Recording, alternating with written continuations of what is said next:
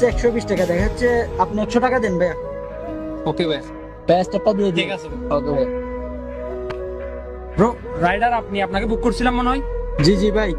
একটু দাঁড়ান, আমি একটা কলে কথা বলাছি। জি বাবা। সাদমান, আরে এটা তো আমার স্কুল লাইফের বন্ধু। তোমার 20 লাখ টাকার চেকটাই রিসিভ করতে যাচ্ছি, কিন্তু বাবা ওখান থেকে 20,000 টাকা আমি রেখে দেবো। অনেক টাকার মালিক এরা, আমি একজন রাইডার, আমাকে কি এরা চিনবে? আর আচ্ছা ঠিক আছে বাবা, রাখি। ভাইজান চলে।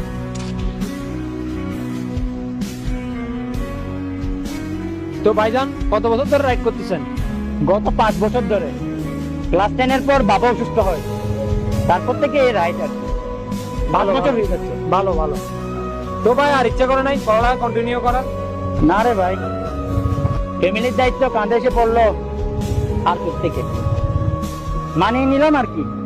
ভাই ভাই ভাই ভাই ভাই, একটু দাঁড়ান একটু দাঁড়ান একটু দাঁড়ান একটু।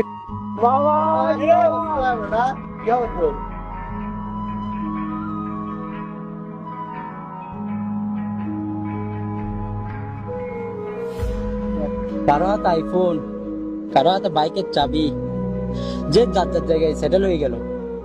শালার আমি গরিব গরিব থেকে গেলাম। খুব সরি, আমি আমার রাইডার ওয়েট করছি স্যার। আগে তো দেখা হবে। সরি ভাই জান, আপনাকে ওয়েট করাইছি ভাই। আরে ভাই সমস্যা নেই। আসেন।